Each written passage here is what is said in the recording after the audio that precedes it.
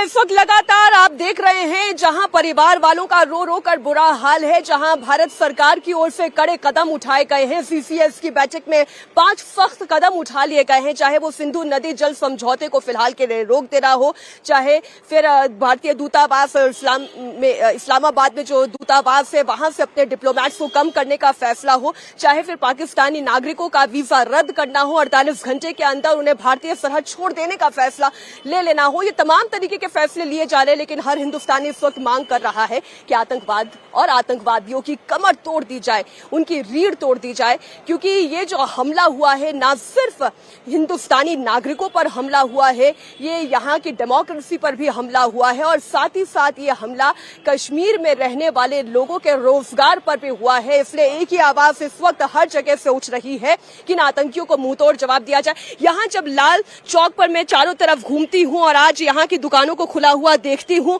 और ये देखती हूँ कि लोग धीरे धीरे अब निकलने लगे हैं, अपने घरों से अपने रोजगार की तरफ लौटने लगे हैं, कॉलेजेस की तरफ जाने लगे हैं, सब चीजें धीरे धीरे अपने पटरी पर आने लगी है। तो एक तस्वीर कानपुर में शुभम द्विवेदी के परिवार की भी आंखों के सामने तैर आती है, जिनका परिवार इस वक्त रो रहा है, बिलख रहा है। हाँ, जिंदगी रुकती नहीं है किसी के चले जाने से, लेकिन जिस तरीके से शुभम द्विवेदी गए हैं ऐसा किसी परिवार ने सोचा नहीं था। एक तस्वीर और मैं आपके सामने इसी लाल चौक से सामने रखना चाहती हूँ। देखिए, यहाँ पर एक बड़ा सा पोस्टर लगा हुआ है, there is no religion higher than truth.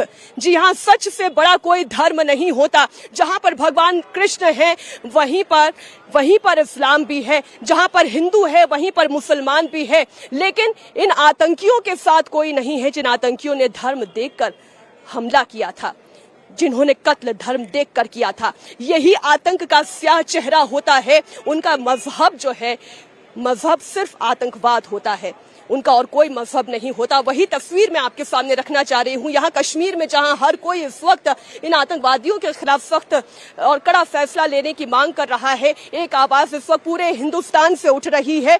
आपको मुख्यमंत्री योगी आदित्यनाथ का बयान भी सुनाती हूँ, जिन्होंने आज शुभम द्विवेदी के परिवार वालों से मुलाकात के बाद कहा कि उनके आतंकवाद के खिलाफ ताबूत की अंतिम कील डबल इंजन की सरकार, गुनाहों का हिसाब, हर वो बात, हर वो इशारा, हर वो संदेश था इस बयान में, जिसे सुनकर और समझकर केवल इस संकेत को समझ लेना ही काफी है कि अब पाकिस्तान के खिलाफ न सिर्फ डिप्लोमेटिक प्रहार होगा, बल्कि साथ ही साथ बार होगा सर्जिकल स्ट्राइक का भी। लेकिन वो कब होगा, कैसे होगा, केवल संकेत समझिए, केवल इशारा समझिए।